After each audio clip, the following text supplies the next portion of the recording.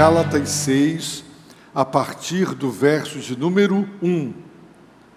Irmãos, se alguém for surpreendido em algum pecado, vós, que sois espirituais, deveis restaurar essa pessoa com espírito de humildade, e cuida de ti mesmo, para que não sejas tentado também. Levai os fardos uns dos outros, e assim estareis cumprindo a lei de Cristo. Pois, se alguém pensa ser importante, não sendo nada, engana-se a si mesmo. Mas cada um avalie seu próprio procedimento, então terá motivo para orgulho somente em si mesmo e não nos outros, porque cada um carregará o seu próprio fardo. O que está sendo instruído na palavra deve repartir todas as boas coisas com aquele que o instrui. Não vos enganeis, Deus não se deixa zombar, portanto, tudo o que o homem semear, isso também colherá. Pois quem semeia para a sua carne, da carne colherá ruína. Mas quem semeia para o Espírito, do Espírito colherá a vida eterna. O apóstolo Paulo está nas últimas exortações e despedindo-se. Quem lê o livro de Atos dos Apóstolos, nos capítulos 13 e 14, verá que enviados, patrocinados pela igreja de Antioquia, Paulo e Barnabé, enviados pelo Espírito Santo para a obra para a qual o Espírito os havia chamado, encomendados pela igreja, eles partiram. E tudo que os irmãos lerem em Atos 13 e 14 são as cidades da região da Galácia, onde vidas foram salvas, igrejas foram plantadas. Capítulos 13 e 14 de Atos dos Apóstolos. O apóstolo Paulo agora escreve para as igrejas da região da Galácia, para aquelas igrejas que estão lá no registro de Atos 13, Atos 14. São várias igrejas. E ele escreve porque falsos mestres com falsas doutrinas entraram naqueles arraiais do Senhor. E o apóstolo deixa absolutamente claro uma verdade: desviar-se do Evangelho, desviar-se da sã doutrina, não é desviar-se apenas de uma teoria, de uma ideologia, é desviar-se do próprio Deus. É impossível desviar-se da palavra sem se desviar, sem se afastar do Deus que a pronunciou. O Evangelho é o Evangelho de Deus, não há outro. Existem falsos, pseudos, fake evangelhos que estão sendo pregados, mas ficou claro que há um só, pregado pelo apóstolo Paulo, conhecido pela igreja, e eles deveriam permanecer no verdadeiro evangelho, no único evangelho, no evangelho de Jesus Cristo. Agora o apóstolo conclui a carta com alguns mandamentos. Não são meros conselhos, não são apenas advertências solenes, não são orientações, são mandamentos. Os verbos estão no modo imperativo, são ordens para serem cumpridas, para serem acatadas, para serem obedecidas. São mandamentos. Estes verbos também encontram-se no tempo presente, indicando a continuidade.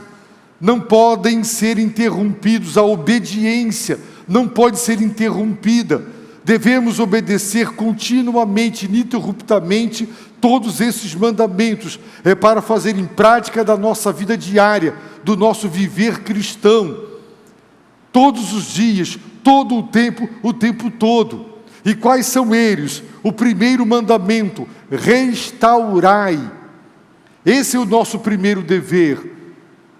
O que deve ser restaurado? Irmãos e irmãs que foram flagrados, foram surpreendidos no pecado, estavam mentindo, estavam enganando, estavam trapaceando, estavam adulterando, traindo, estavam com falsidade, estavam cometendo. O apóstolo não menciona o tipo de pecado, mas ele deixa claro com a palavra pecado, no sentido de transgressão, que implica em cruzar um limite, que ele saiu do limite. Se você tem a sua faixa para andar numa estrada, se você vai para o acostamento ou para a pista na contramão, você ultrapassou uma linha, você transgrediu, você está fora do caminho. E ele disse: andai no Espírito. O Espírito é um caminho no qual você deve andar. Jesus Cristo é o caminho. Quando nós nos afastamos do Senhor, nós desobedecemos a sua palavra, nós estamos fora do seu caminho.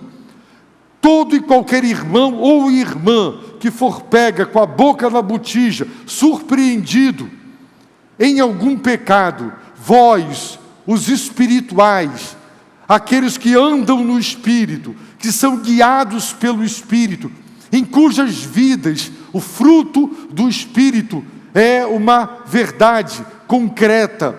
Vós que sois espirituais, deveis restaurar, consertar, corrigir aquela vida. A palavra é usada, esta mesma palavra é traduzida por consertar as redes, aperfeiçoar, capacitar, suprir o que falta. Ela também era usada para descrever quando médicos colocavam ossos quebrados no lugar para que eles colassem. Restaurar, fazer voltar ao que era. Você já viu a fachada de um prédio em um local que foi tombado, e você tem fotos antigas, e os restauradores, peritos que restaurarão, e aquela fachada voltará a ser como outrora. Qual é o dever das pessoas genuinamente espirituais? Pessoas espirituais agem, comportam-se espiritualmente. O irmão foi flagrado no pecado. O que pessoas espirituais devem fazer? Colocar o dedo no nariz da pessoa e humilhá-lo, tripudiá-lo, condená-lo. Devem pegar o grupo de WhatsApp e colocar lá e tornar público o que é privado, para expor aquela pessoa à vergonha, à humilhação e para promover um escândalo? Ou dizer: cada um cuida de si, não tenho nada a ver com a vida dele e com a vida de ninguém, ele vai prestar contas de si a Deus, portanto é problema dele, eu não vou me meter com a vida de ninguém. Paulo começa dizendo: irmãos, somos família. Se você ver um irmão de sangue, uma irmã de sangue, trilhando um caminho que acabará em desastre para ele ou para ela, nós amamos os nossos familiares e nós os advertimos, nós os repreendemos para ajudá-los. Então, qual é o dever das pessoas espirituais? Restaurar, fazer tudo para ajudar aquele irmão e aquela irmã a sair daquele pecado, a livrar-se daquele erro. Como devemos fazer isso? Com espírito de humildade. A mesma palavra usada na Bíblia e é traduzida por gentileza, amabilidade ou mansidão, com espírito de mansidão, com espírito de amabilidade e de gentileza. Então, o que devemos fazer? Restaurar. Quem deve restaurar? As pessoas espirituais. Como devem restaurar? Com espírito de mansidão. Esse é o alvo, restaurar. Por isso Jesus disse: se teu irmão pecar, contra ti, repreende-o. Para restaurar é preciso começar pela repreensão, firme, mas amável, gentil, mansa, humilde. Se ele se arrepender, perdoa, porque o alvo é o arrependimento, o alvo da repreensão, para que haja perdão, e em havendo perdão, haja reconciliação, restauração de um relacionamento rompido. O alvo é restaurar. E você não restaura ninguém humilhando, tripudiando, pisando. Por isso, o que devemos fazer? Restaurar. Como? Com espírito de humildade.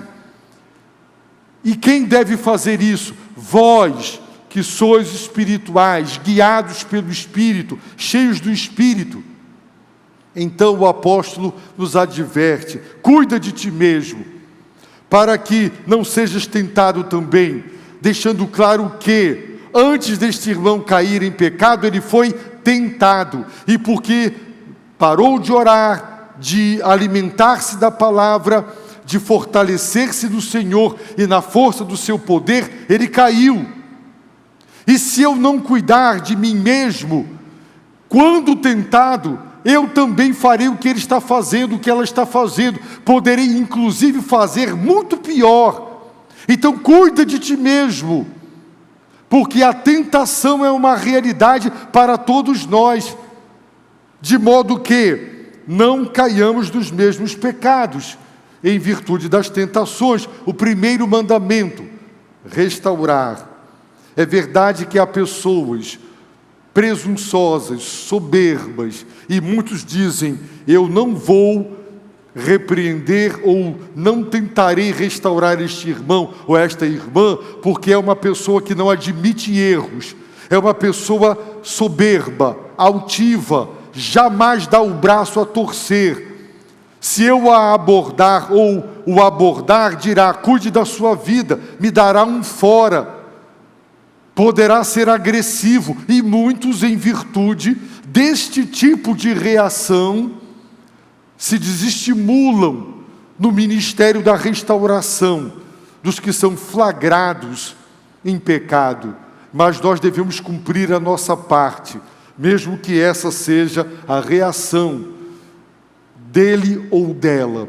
Em segundo lugar, o segundo mandamento: levai os fardos uns dos outros. Sim, o pressuposto deste mandamento é que todos temos fardos, e que Deus não quer que nós os levemos sozinhos. Alguém aqui não tem problemas? Alguém aqui não tem fardos? A palavra fardo é a tradução de uma palavra que indica algo extremamente pesado, insuportável, que alguém não dá conta sozinho de levar. Pode ser uma dor intensa, pode ser uma amargura, um ressentimento, pode ser um coração partido por uma traição, por uma desonestidade, seja lá o que for. Pode ser o desgosto com a desobediência de um filho, pode ser uma esposa traída, ferida, amargurada, pode ser um marido na mesma condição, pode ser alguém que acabou de se divorciar, está vivendo o drama, as dores e as consequências graves de um divórcio que tanto fazem mal ao ser humano. Pode ser uma enfermidade, um desemprego, pode ser muita coisa, fardos. E Jesus disse: ficai aqui, vigiai comigo. Dentre os 12 ele tinha 3 íntimos, Pedro, João e Tiago, e ele os separou para estar com ele, e ele disse: ficai aqui, vigiai comigo, eu quero companhia. Ele era humano, ele queria não estar sozinho naquele momento. Portanto, é um erro se você se isola, se você se afasta da igreja, dos irmãos e daqueles que se propõem a ajudar, dizendo: eu sou espiritual, descarrega o teu fardo sobre o Senhor, lançando sobre Ele toda a vossa ansiedade, porque Ele tem cuidado. Então o meu Senhor me ajudará. Sim, e quantas vezes Ele faz isso usando pessoas. Paulo diz que Tito com a sua chegada e com as boas notícias da igreja de Corinto, Deus deu vigor, confortou e consolou o coração do apóstolo. Quando ele entrou na sala do tribunal para o seu primeiro julgamento, sua primeira defesa, ele criou a expectativa de, ao adentrar ali, ver rostos conhecidos, irmãos, membros da igreja de Roma. E ele diz: todos me desampararam, ninguém me ajudou. A presença deles ali não alteraria o julgamento, mas quando você tem alguém do seu lado, próximo, um ombro amigo, você se sente amparado, você não está sozinho. Não é assim? Quando nós temos uma notícia para receber, queremos estar rodeados de pessoas. Nós somos humanos e nós precisamos. E a missão da igreja não se limita a ganhar os perdidos para Cristo. Ela inclui a união do povo de Deus e ela inclui a comunhão. E a comunhão implica em levar os fardos uns dos outros. E quando assim procedemos, estamos cumprindo a lei de Cristo. Ora, os Gálatas estavam sendo tentados a novamente se submeter ao jugo da lei, ao fardo de ter que obedecer à totalidade da lei divina para serem aceitos por Deus e salvos por Deus. E a lei, do ponto de vista daquele que quer, por intermédio dela e da sua obediência, salvar-se, ela é um fardo. E Jesus disse que os fariseus atavam fardos pesados, colocavam-nos sobre os homens, mas eles mesmos, nem sequer com um dedo, queriam movê-los. Mas Jesus disse: vinde a mim, o meu fardo é suave, o meu jugo é suave, o meu fardo é leve. A lei de Cristo é a lei do amor, não é um código, é alguém maravilhoso, extraordinário. Quando nós levamos os fardos uns dos outros, nós cumprimos a lei de Cristo, a lei do Senhor. E sabe o que é que nos impede de fazer isso? Se alguém pensa ser importante alguma coisa. Quando você tem uma opinião equivocada acerca de si mesmo, o modo como você se enxerga determina o modo como você trata os outros. Se você julga que é alguma coisa, é importante, porque você tem dinheiro, saber, cultura, bens, cargos muito bem remunerados, produto de muito estudo e de muito empenho, e você então acreditou que se tornou e que é importante em virtude destas coisas, então você dirá: comissão de indicação, quando me procurarem na igreja para me sondar, me ofereçam a vice-presidente da igreja, não para ficar na porta, não é, borrifando álcool na mão de ninguém, verificando a temperatura dos outros e abrindo e fechando porta. Eu sou importante demais, não me ofereçam tarefa aquém da minha dignidade. E o apóstolo diz: não sendo nada, é o que nós somos, nada. O que você é, nada. Aos olhos de Deus você é um verme, um pecador, perdido, digno do inferno. É isso que nós somos aos olhos de Deus. Então não se compare com os outros. Não compare os seus títulos, o seu dinheiro, as suas posições com os outros. Compare-se com Jesus Cristo. E diante dele você não é nada. Eu não sou nada. E não há motivo para vanglória, para soberba e para vaidade, a ponto de me julgar alguém tão importante que eu não vou levar o seu fardo. Não vou pegar você para te levar para o médico. Não vou ali numa farmácia comprar um remédio. Isso não é tarefa para mim. Eu mereço tarefas muito mais complexas e muito mais importantes e de destaque.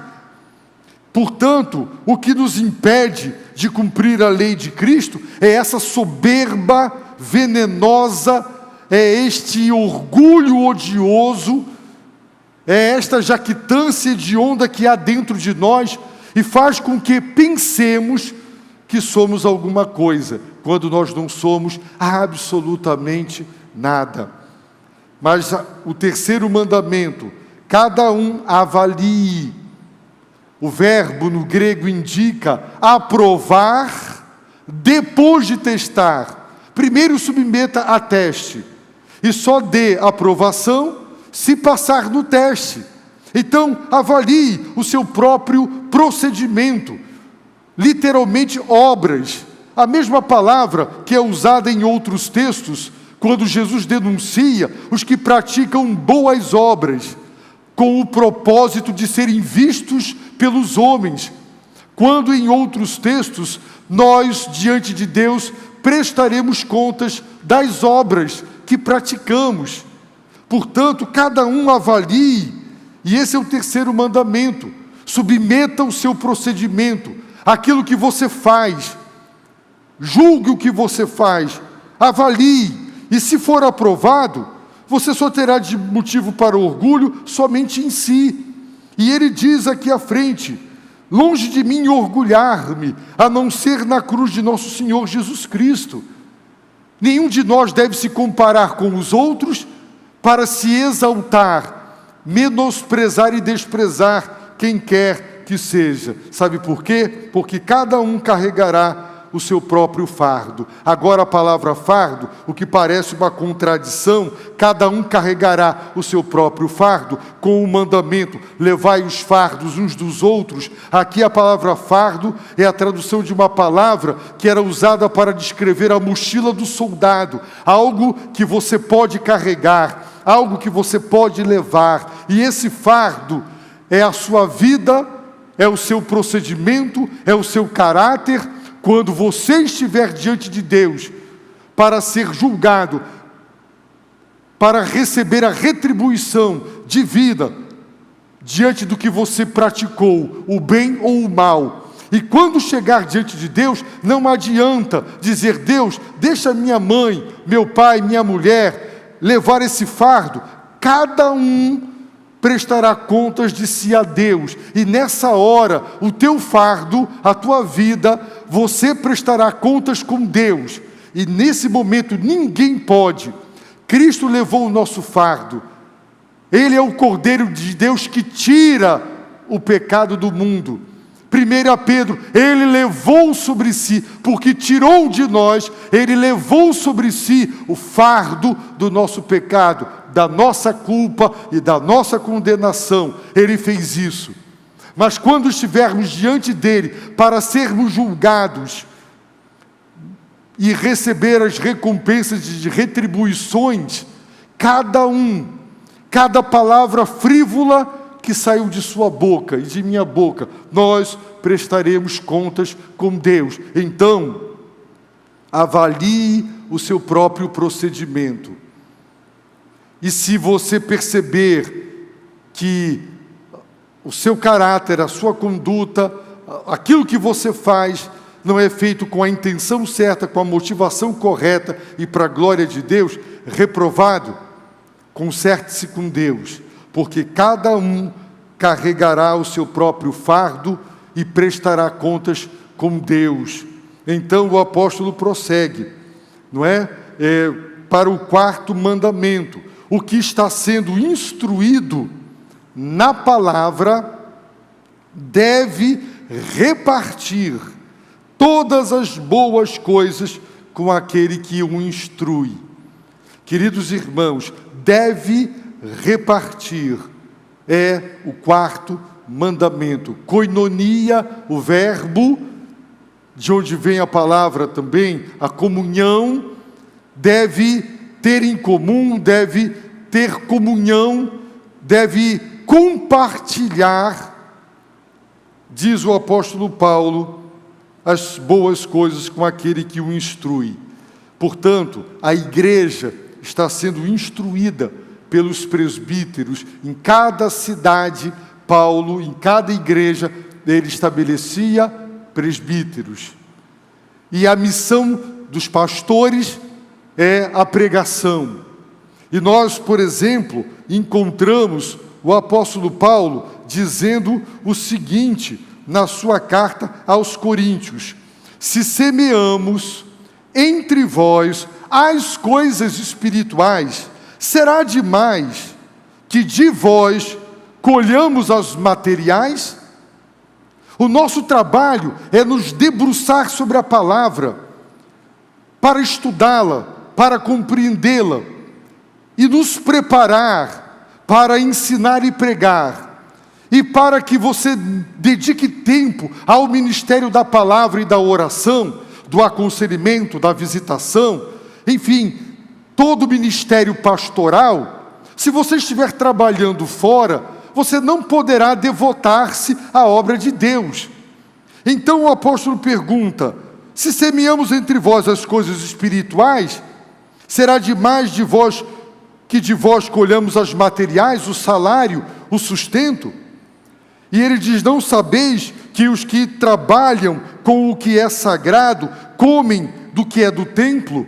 A tribo de Levi foi proibida de trabalhar na agricultura e etc., para devotar-se integralmente às coisas de Deus. E ela sobrevivia, era mantida e sustentada pelos dízimos das 11 tribos. E que os que servem no altar participam do que ali é oferecido, assim o Senhor também ordenou aos que anunciam o Evangelho que vivam do Evangelho. Os que anunciam o Evangelho sejam sustentados, sobrevivam, tirem a sua subsistência, o seu sustento do Evangelho. E é isso que o apóstolo Paulo está dizendo: o que está sendo instruído na palavra. Os discípulos de Cristo, a igreja de Cristo, ela está sendo instruída, ensinada, catequese, ensino, instrução na palavra. Quem é abençoado com a ministração da palavra, quer no aconselhamento, na visitação, do púlpito e etc., deve repartir todas as boas coisas com aquele que o instrui, com aquele a quem Deus está usando para ministrar a palavra. Por isso, em Atos 6, Pedro dirá: vamos escolher homens para que se dediquem a atender as necessidades dos carentes, para que nós nos devotemos ao ministério da palavra e da oração. Não podemos perder o nosso foco, não podemos perder o nosso ministério, que exige. Lamentavelmente, meus irmãos, existem pastores preguiçosos, que não gostam de trabalhar, que não dedicam 40, 44 horas de trabalho semanal como todo mundo faz, que não quer ser peão do Senhor e para o Senhor e nem para o povo do Senhor, que levam o púlpito na brincadeira, que não estudam, que não se preparam, que não fazem do púlpito realmente a plataforma do Senhor para o Senhor falar com a igreja. Quanto tempo os irmãos pensam que um pastor gasta para preparar um sermão? Não menos de 6 horas, não menos de 7 horas, estudando para preparar-se, para ensinar. Gravar todos os dias mensagens para os ministérios de áudio e de vídeo de internet da igreja. Aconselhamento, administração. Portanto, os que são instruídos na palavra, 4º mandamento, é dever, repartam todas as boas coisas com aquele que o instrui. Mas quando temos pastores que não gostam de trabalhar, não gostam de fazer o trabalho de Deus, muita gente fica revoltada e reclama. Lamentavelmente, existem muitos que querem viver do Evangelho, mas não vivem para o Evangelho. Dão mau testemunho com a sua falta de compromisso, o que faz com que outros paguem. Por outro lado, existem igrejas controladoras, que dizem: você é pago, pregue o que nós queremos ouvir, do jeito, do modo, no tempo, você é nosso serviçal, você existe para nos servir. E existe muita pressão sobre os pastores. Então, são erros a evitar, mas o dever dos que são instruídos na palavra é repartir com aquele que o instrui todas as coisas boas. Esse é o 4º mandamento. O 5º mandamento: não vos enganeis. Meus irmãos, quantas vezes quantas vezes os apóstolos disseram: não vos enganeis? Quantas vezes? Muitas. Porque o ser humano é dado à mentira e a mentir para si. E quando você se engana com a mentira que o seu próprio coração contou para você, o pior engano, eu gosto de dizer, é o auto-engano. A pior mentira é a mentira que eu mesmo conto para mim mesmo. E quando eu acredito nas mentiras do meu coração, para me justificar, para que eu não admita quem sou, a falência das minhas atitudes, não vos enganeis. E muitos estão se enganando. E aqui Paulo não está escrevendo para ímpios, que estão sendo enganados por ideologias, idolatrias, feitiçarias. Ele está escrevendo para o povo de Deus: não vos enganeis. E na sequência ele diz: Deus não se deixa zombar. Ninguém ridicularizará a Deus, ninguém zombará de Deus, ninguém passa a perna em Deus. É óbvio que se eu perguntar aqui: você crê que Deus é onisciente? Sim. Você crê que Deus é onipresente? Sim. Você crê que Deus é onipotente? Sim. Você crê na suprema grandeza do poder de Deus? Sim. Na majestade do Altíssimo? Sim. Doutrinariamente, teoricamente, nós reconhecemos que Deus conhece tudo e todas as coisas, pode tudo e todas as coisas e está presente em todos os lugares. Mas na prática, nós temos atitudes que são zombaria. O salmista, como vimos domingo passado de noite, para os soberbos, os ímpios, ele perguntou, porque os ímpios disseram: o Senhor não vê. E o salmista perguntou: aquele que fez o olho não verá? Aquele que fez o ouvido não ouvirá? Aquele que disciplina as nações não disciplinará? Pensar que posso ser, fazer e falar, e que escaparei de Deus, zombarei de Deus, isso é ridículo. Mas na prática, é isso o que nós estamos fazendo.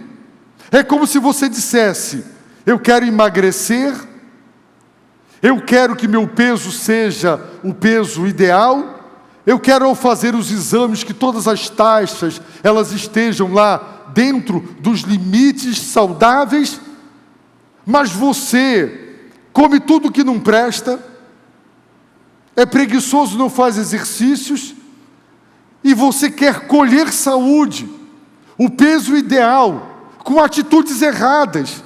É possível? Será que você consegue ridicularizar seu corpo? Você consegue zombar e dizer: passei a perna em você, corpo, estou magrinho e saudável, comendo tudo que não presta, e sem fazer nenhum exercício? Isso é possível? Não é possível.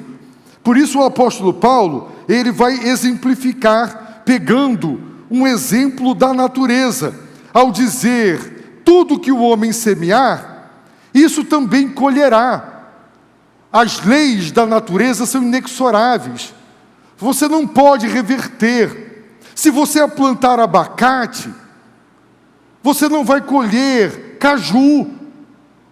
Se você plantou apenas 10 metros quadrados, você não terá uma colheita de 100 metros quadrados. Se você semeou uma péssima semente, você terá uma árvore de péssima qualidade. Ninguém planta abacate e colhe abacaxi. Se você semeou pouco, com mesquinhez, você vai colher pouco. O que determina a colheita não são os ceifeiros, são os semeadores. É a qualidade da semente, é a quantidade da semente que é semeada. E essa lei da natureza, ela é inexorável. Não adianta você tentar, imagine, adulterar o caroço da manga para parecer com o de abacate e querer enganar a terra. Vai sair um abacateiro ali. A santificação, meus irmãos, é uma colheita. Um bom casamento é uma colheita. Uma saúde, o peso ideal, uma boa saúde é uma colheita. Mas essa colheita, esta ceifa, depende da semeadura. E Deus não se deixa zombar.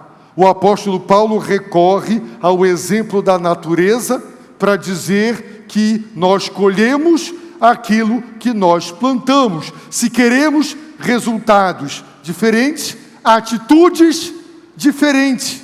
Você semeia o egoísmo, vai colher altruísmo. Você semeia a avareza, você colherá a generosidade. Você semeia a infidelidade, vai colher a fidelidade. Você semeia a maledicência, você colherá boas amizades. É a lei da semeadura e da colheita. Portanto, não vos enganeis, porque se você acha que você vai colher uma vida santa, e você fez tudo o que é mal diante dos olhos do Senhor, você acha que Deus o santificará, o abençoará, e você zombará dizendo: está vendo? Eu fiz tudo o que Deus reprova, mas estou bem, muito bem, obrigado. Você acha que vai zombar de Deus?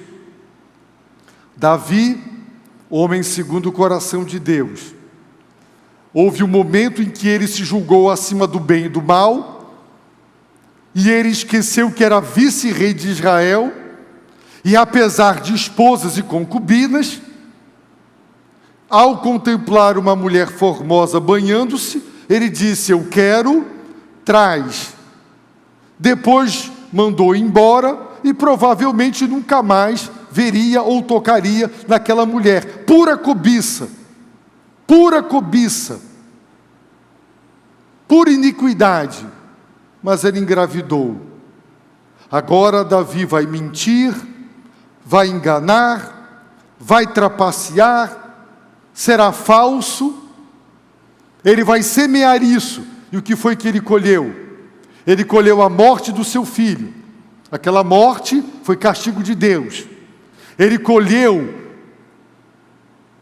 a vergonha de suas mulheres serem no terraço e em público violadas, como ele violou a mulher do seu próximo.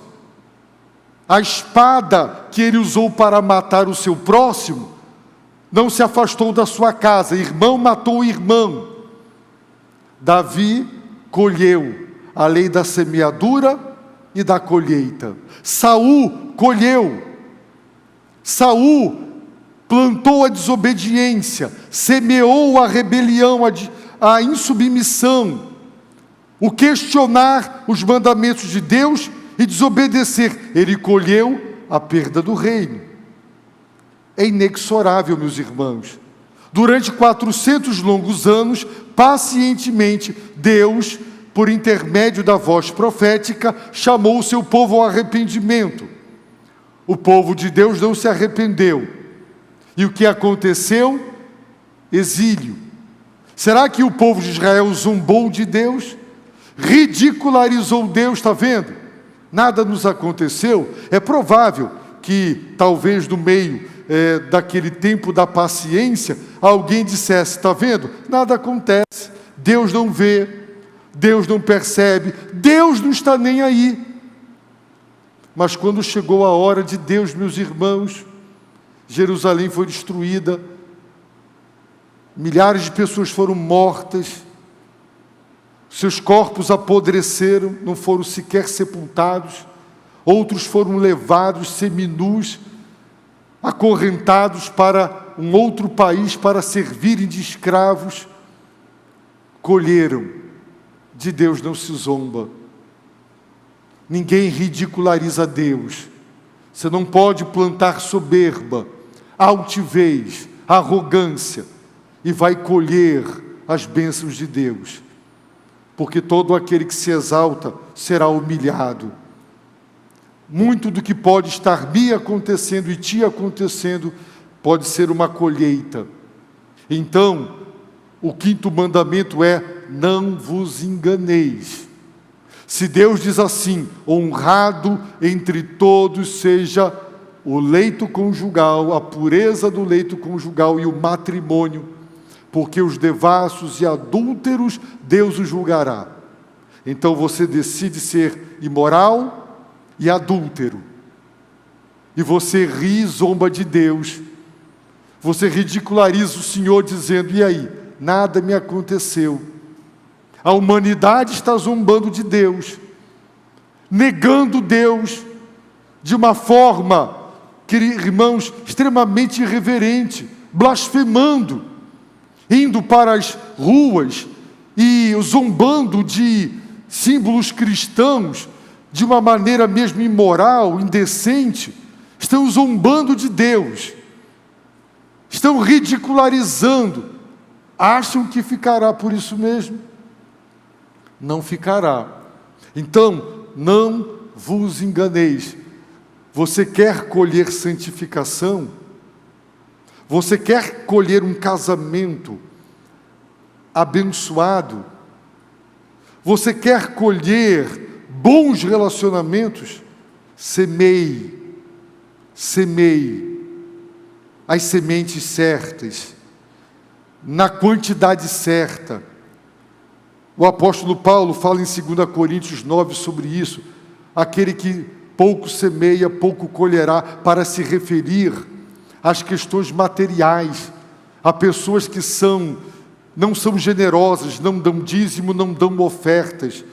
E o apóstolo Paulo não tem nenhum tipo de problema em dizer que aquele que oferta pouco vai colher pouco.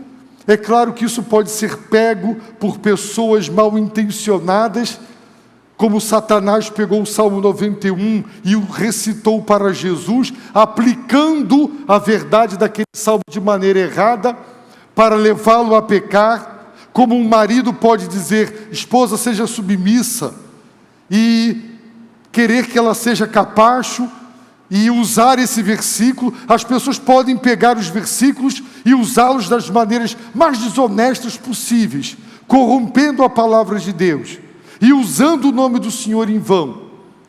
Mas isso não deve fazer com que nós deixemos de dizer o que deve ser dito. Quem semeia pouco, colhe pouco. Quem não é generoso com Deus, não é abençoado.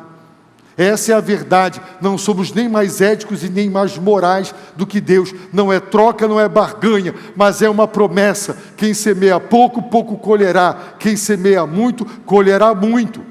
É promessa do Deus Altíssimo, que deve ser obedecida com todo tremor e tremor. Portanto, não vos enganeis.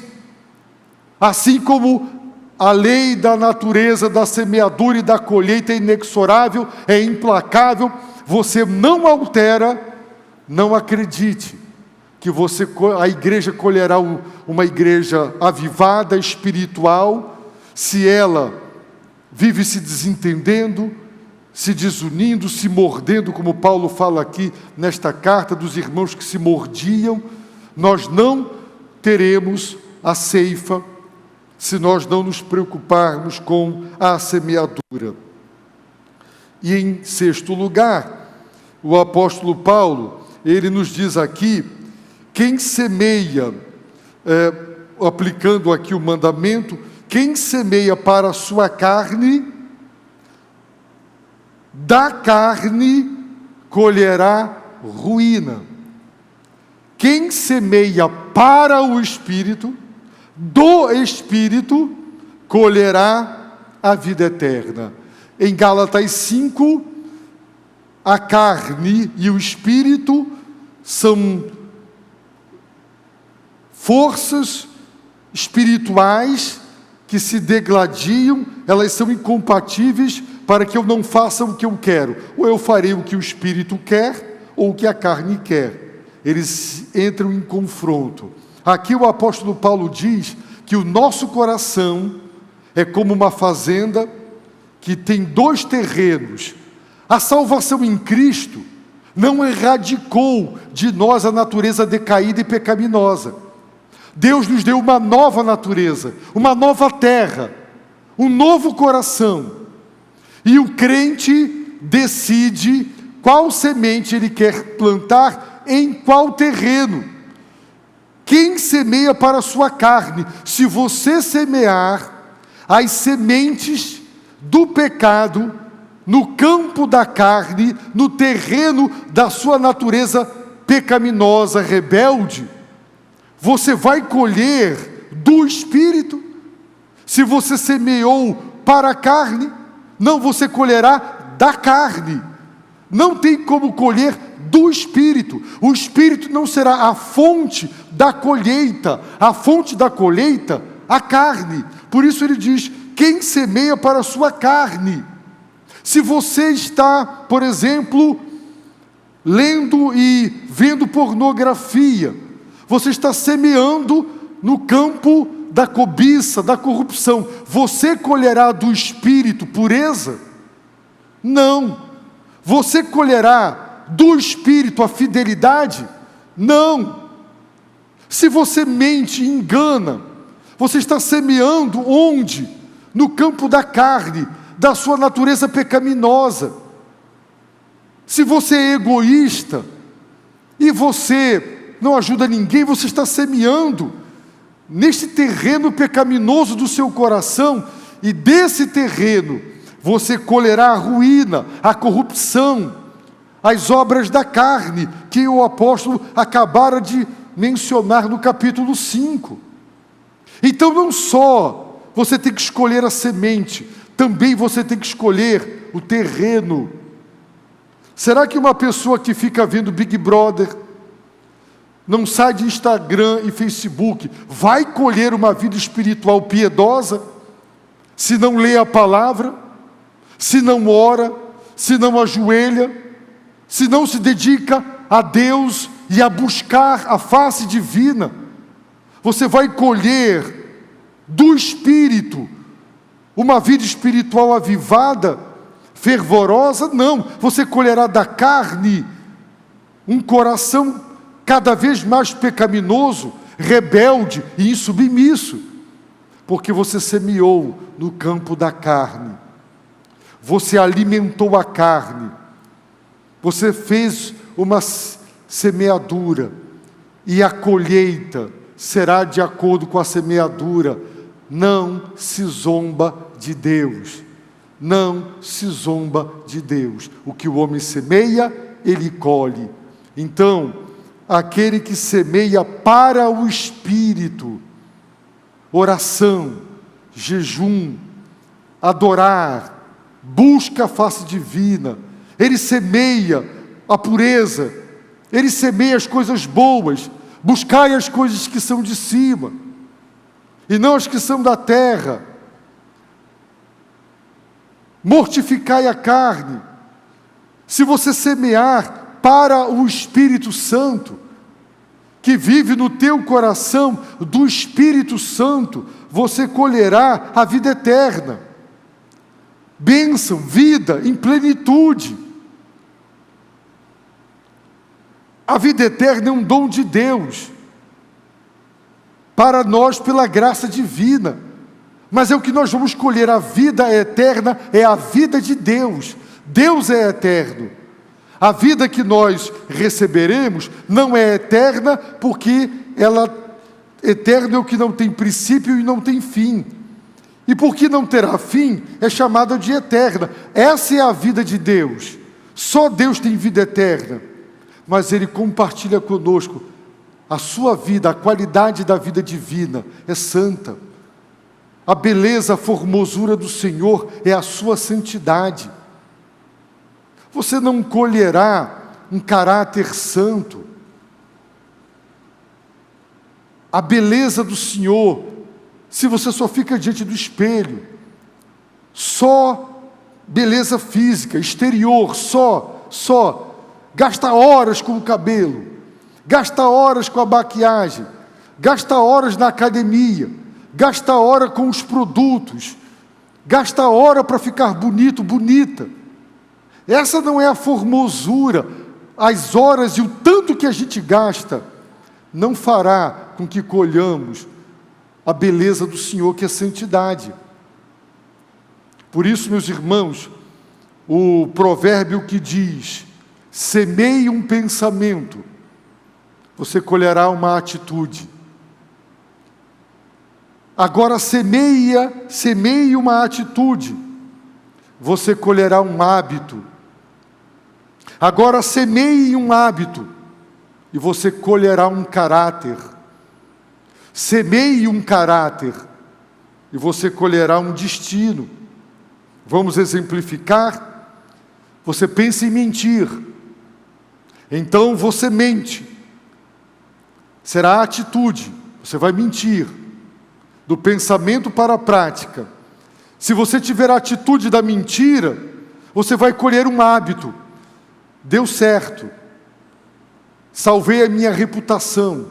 Não passei vergonha. Vira um hábito. E quando você tem o hábito de mentir, você colhe um caráter. Alguém dirá: eis um mentiroso. Mentiroso é a descrição do caráter de alguém que tem por hábito a mentira. Hábito que foi colheita da atitude. Atitude que foi colheita do pensamento. E então você terá um destino. Um destino. É assim que as coisas se dão, porque, meus irmãos, de Deus não se zomba. O que nós semeamos, nós colheremos. Se eu for um pastor preguiçoso, que não ora, que não trabalha, que não se dedica, que não se esmera, o meu ministério será idêntico. Eu não posso dizer: Deus, eu queria colher um ministério abençoado, se eu semeio a preguiça, a falta de compromisso com Deus. Não posso. Ninguém pode esperar a ceifa de um ministério abençoado, seja do ensino, seja do som, do vídeo, se a semeadura não foi correta. Não são os ceifeiros, repito, que determinam a colheita. São os semeadores que determinam a colheita. Portanto, quantos mandamentos? Quantos mandamentos? Restaurar os caídos, levar os fardos uns dos outros, avaliar o nosso próprio procedimento, repartir, abençoar materialmente aqueles que se dedicam ao ministério da palavra e das coisas espirituais, como esta igreja faz, sustenta dignamente seus pastores. Essa é uma característica da nossa igreja, cuidar e cuidar bem dos pastores. Toda igreja tem seus defeitos, mas essa é uma virtude na história dessa igreja, que esta igreja tem mantido a virtude de honrar e tratar dignamente, do ponto de vista financeiro e material, os seus pastores. Então, mais um mandamento: não vos enganeis. Isso é uma ordem, pare de se enganar. Não diga: Deus, por que tudo isso está me acontecendo? É uma colheita. Veja o que você semeou. Quem quer resultado diferente? Atitudes diferentes. Eu convido você a baixar a sua cabeça e orar, e a pedir a Deus: Senhor, eu quero semear para o Espírito Santo, porque do Espírito Santo eu quero colher vida. Eu não quero semear na carne. Eu não quero plantar as sementes da discórdia, da desunião, da mentira, da falsidade. Eu quero da preguiça espiritual, ser indolente. Não. Eu quero plantar as sementes certas no terreno certo, porque eu quero colher. Livra-me das mentiras de Satanás e livra-me das mentiras do meu próprio coração, porque eu quero parar de me enganar. Baixe a cabeça, ore ao Senhor.